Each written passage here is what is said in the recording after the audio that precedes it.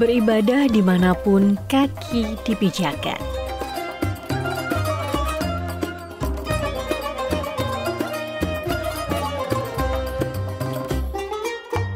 Melihat megahnya rumah ibadah umat muslim di belahan bumi lain.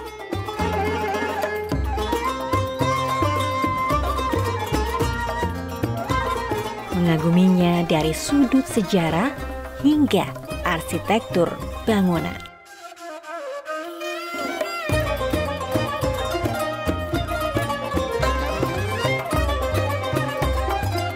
Inilah keindahan masjid-masjid di benua Asia. Jepang menjadi destinasi impian bagi siapapun. Salah satu yang membuat wisatawan nyaman saat berada di Jepang ialah kemudahan yang ditawarkan. Jepang menyediakan berbagai fasilitas, di antaranya vending machine untuk minuman hangat dan dingin, hingga loker penyimpanan barang yang menggunakan koin. Nah, untuk menerjemahkan huruf kanji di Jepang, wisatawan dapat memanfaatkan teknologi aplikasi Google Translate di smartphone. Nah, kalau ke Jepang tidak perlu khawatir dengan huruf kanji yang tersebar di mana-mana, karena dengan kemampuan teknologi sekarang sudah ada Google Translate yang bisa menerjemahkan semua bahasa kanji yang ada di Jepang.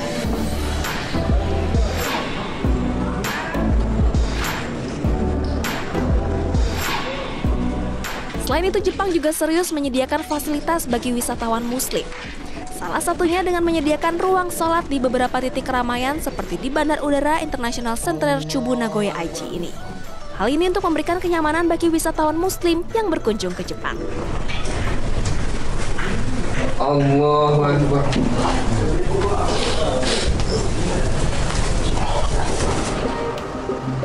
Wah, ternyata di Nagoya juga ada masjid. Nah, di Nagoya ini hanya ada satu masjid, tapi untuk prefektur Aichi sendiri ini ada 24 masjid. Kita lihat ke dalam yuk.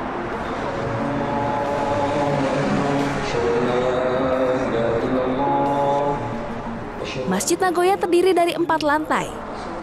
Lantai 2 merupakan tempat ibadah bagi umat muslim perempuan, sementara lantai 3 untuk umat muslim laki-laki. Tentunya keberadaan masjid ini memudahkan wisatawan muslim untuk menjalani ibadahnya di Jepang. Ya, ternyata ada wisatawan Indonesia di sini. Sebagai wisatawan muslim, merasa sudah cukup belum sih fasilitas yang dibutuhkan di Jepang? Fasilitas cukup sih, hampir sama kayak masjid-masjid yang ada di Indonesia. Maksudnya tempat wudhu terpisah, terus tempat sholat juga terpisah, rapih juga, terus ada mukenanya juga.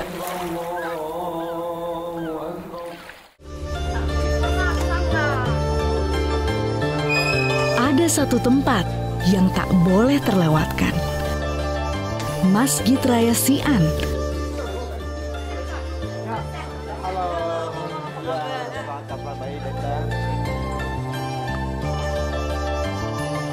Masjid yang menyerupai kelenteng, namun digunakan untuk aplikasi yang berbeda dengan ukiran ornamen khas Tiongkok dalam bentuk yang lebih islami. Saat masuk ke kawasan masjid, kita akan menemukan kaligrafi Al-Quran tertulis di dinding maupun prasasti berbentuk batu.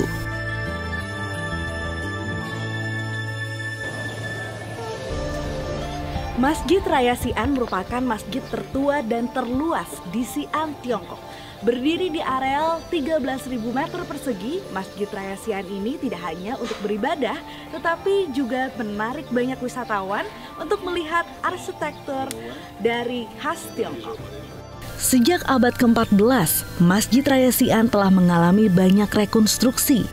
Sebagian besar bangunannya berasal dari dinasti Ming dan Qing pada abad ke-17 dan 18. Masjid Raya Xi'an ini adalah bukti sejarah atas kehadiran agama Islam di negeri tirai bambu. Ditemani Mr. Lee, saya menemui Imam Ding, Imam Masjid Raya Xi'an. Bagaimana perkembangan Muslim di Tiongkok dan juga di Xi'an? 基本上就是在我们现在所说的那个丝绸之路，那么在唐朝初期就有这个穆斯林的商人，还有这个穆斯林的学者，还有就是中国唐朝有相关的这个历史事件，需要这个当时的阿拉伯国家给他派兵来这个处理一些事情，所以就是事情处理完之后，那些军人一部分就留下来了，所以有军人、有商人，还有学者，他们留在中国和当地的人组成了家庭，繁衍后代，一直到现在。Pada awal dinasti Tang, ada pedagang dari Arab, ada intelektual dari Arab, ada itu tentara masuk ke sini dan bantu menyelesaikan masalah di sini. Setelah beres, mereka tidak pulang, tetap tinggal di sini dan menikah dengan warga setempat. Jadi agama Islam mulai berkembang dari sini. Allahu Akbar, Allahu Akbar, Allahu Akbar, Allahu Akbar. Masjid Raya Xi'an ini biasanya digunakan untuk sholat bagi jamaah laki-laki. Untuk jamaah wanita, boleh masuk dan beribadah, namun bukan untuk melaksanakan sholat berjamaah.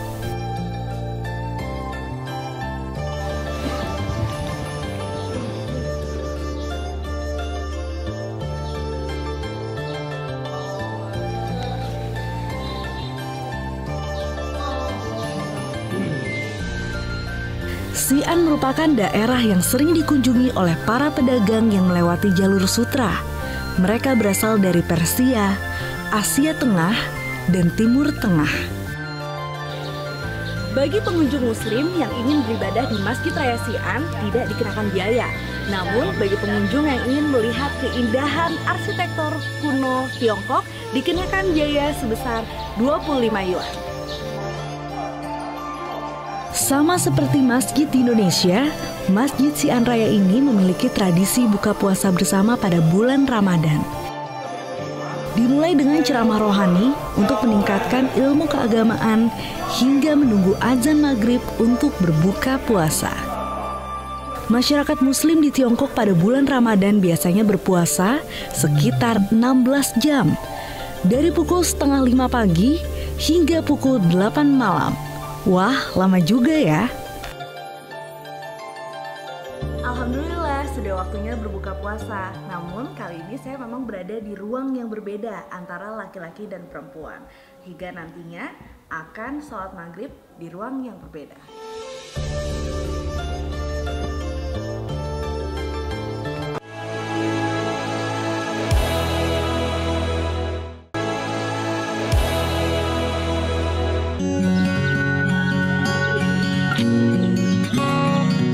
Eksistensi masyarakat muslim di Patani salah satunya dapat dilihat dari keberadaan sejumlah masjid, tempat ibadah bagi masyarakat muslim.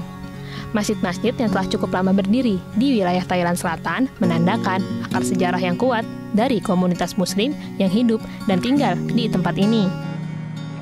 Halo travelers, saya sekarang sudah berada di salah satu masjid, namanya Masjid Najmuddin di Kampung Bakualanga di wilayah Sai Kok, Kopko, Patani, masih di Thailand. Nah, travelers, selain bangunannya yang memiliki keunikan tersendiri karena berumur cukup tua dan dibangun secara bersama-sama oleh komunitas masyarakat Buddha dan komunitas masyarakat Muslim yang banyak tinggal di wilayah ini. Nah, selain bangunan masjidnya yang cukup unik, masjid ini juga memiliki koleksi Al-Quran yang sudah cukup tua umurnya. Bahkan banyak yang bilang usianya sudah 900 tahun. Nah, mau lihat? Yuk!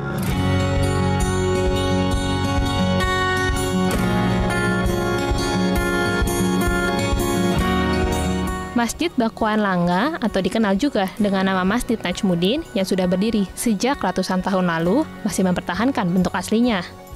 Hingga saat ini, masjid ini masih aktif sebagai pusat kegiatan masyarakat muslim di Desa Sai Kau, Distrik Kokpo, Provinsi Patani. Al-Quran yang katanya berusia lebih dari 300 tahun. Bagaimana Imam sejarahnya? คือในช่วงหนึ่งคือตอนท้ายๆอยุธยานะคือได้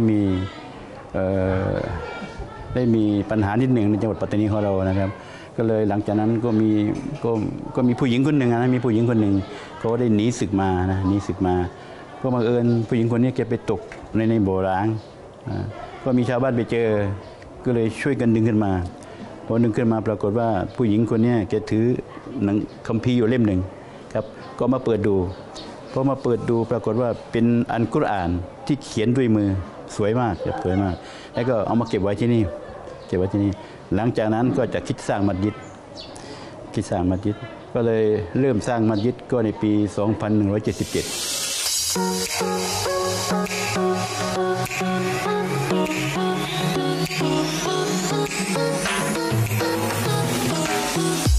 Setelah berbincang-bincang tentang sejarah masjid bersama Imam Masjid Najmuddin, Haji Abdul Wahab, saya diajak beliau melihat salinan mushaf Al-Quran yang usianya diperkirakan sudah mencapai ratusan tahun.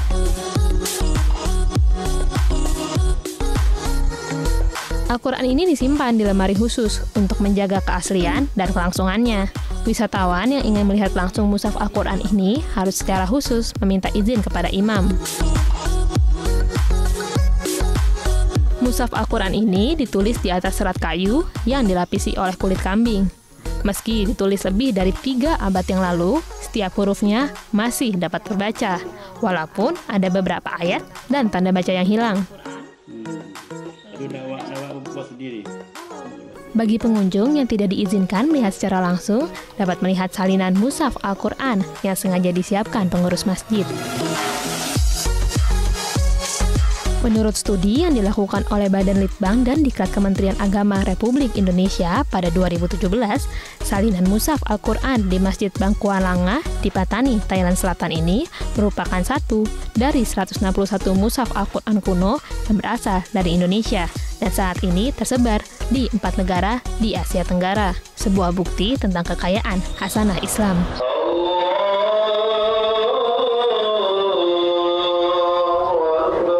Di kota Patani, travelers juga bisa melihat Patani Central Mosque atau Masjid Jami Al-Fatani, salah satu landmark kota kebanggaan masyarakat Patani. Kebetulan hari ini hari Jumat, sehingga banyak masyarakat berkumpul untuk menjalankan ibadah sholat Jumat di masjid ini. Uniknya, khotib tidak menggunakan bahasa Thai dalam menyampaikan khotbahnya, tetapi menggunakan bahasa Melayu, yang juga bahasa tradisional masyarakat di Patani.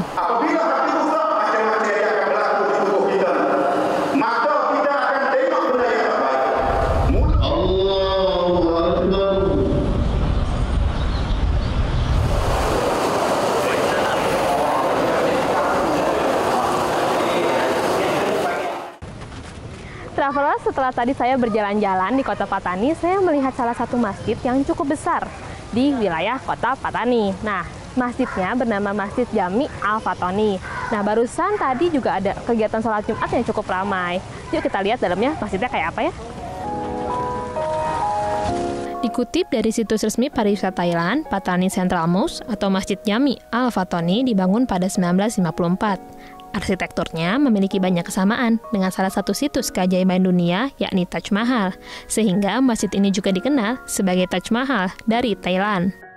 Memasuki masjid, pengunjung akan menemukan ruang sholat yang luas dengan tulisan ayat suci Al-Quran di dinding sebelah kanan dan kirinya.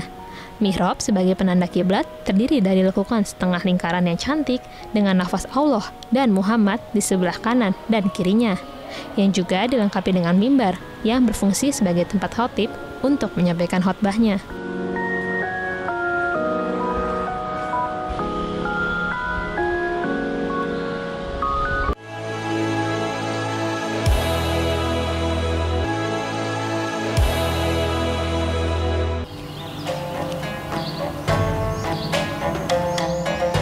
Uzbekistan, negara yang menjadi salah satu rute pada masa jalur sutra kuno.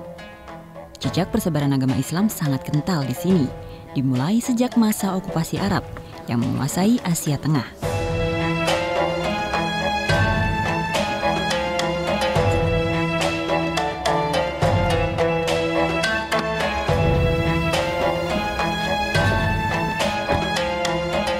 Perjalanan saya di Uzbekistan berlanjut ke Bukhara.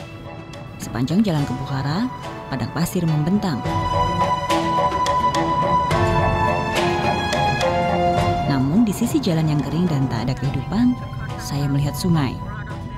Inilah Sungai Amudarya, Sungai ini adalah salah satu cabang dari seluruh sungai yang mengelilingi Uzbekistan. Saya singgah di tepi sungai dan merasakan dinginnya air di tengah padang gurun yang sangat terik.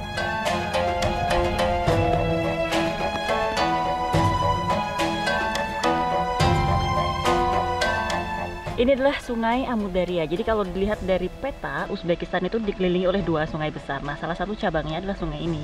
Dan 2 km dari sini adalah Turkmenistan. Ini adalah perbatasan alam antara Uzbekistan dan Turkmenistan. Airnya dingin, sangat kontras dengan hawa dan panasnya gurun di sini.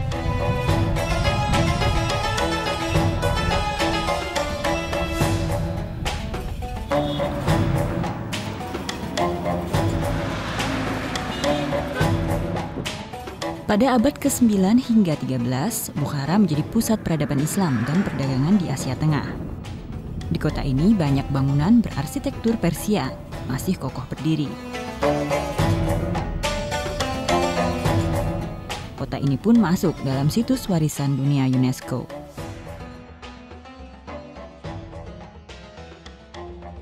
Salah satu masjid tertua yang ada di Bukhara adalah Masjid Boloy House.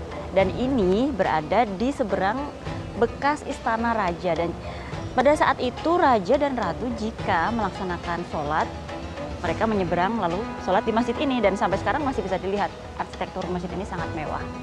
Mari kita lihat ke dalam masjid.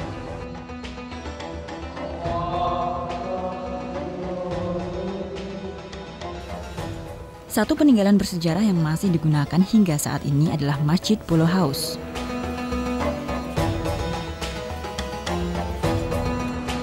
Masjid Bolo House memiliki keunikan, yaitu 40 pilar tinggi yang menopang bagian depan. Nah, sekitar 100 meter dari masjid, tepatnya di seberang, saya menuju ke Citadel Ark Fortress.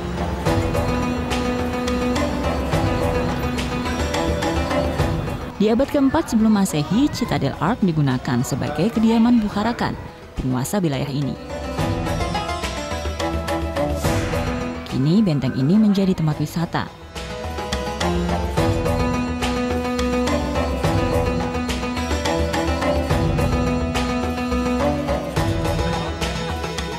Banyak barang bersejarah disimpan di sini. Salah satunya Al-Quran dari berbagai masa, dan di dalam Citadel pun masih terlihat arsitektur Persia yang terawat dengan baik.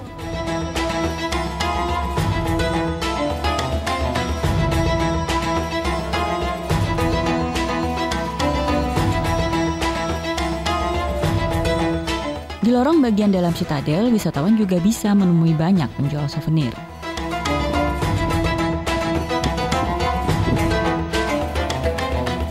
Perjalanan saya berlanjut ke komplek Masjid Kalyan.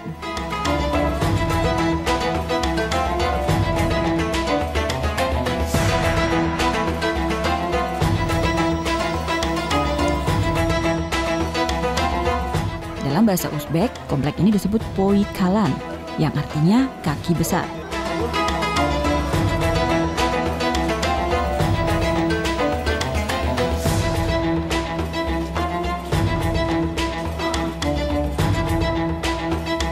Keseluruhan bangunan masjid berbahan batu bata Hasarbaf.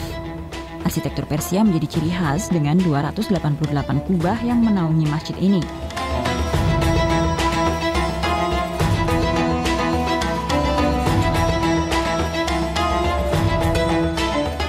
Empat di antaranya adalah kubah besar. Ratusan kubah ini ditopang 208 pilar. Warna biru cerah dengan hiasan kaligrafi ayat suci Al-Quran dan motif bunga lagi-lagi ditemui sebagai tanda peninggalan pengaruh kebudayaan Persia.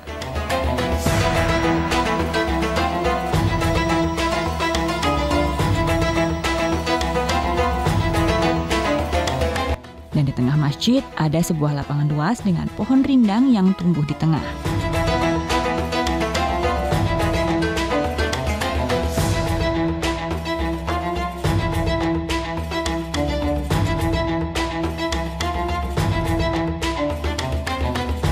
Komplek Masjid Kalyan dilengkapi 2 bangunan bersejarah, Menara Kalyan dan Madrasah Mir-i Arab yang memiliki arsitektur yang juga sangat megah.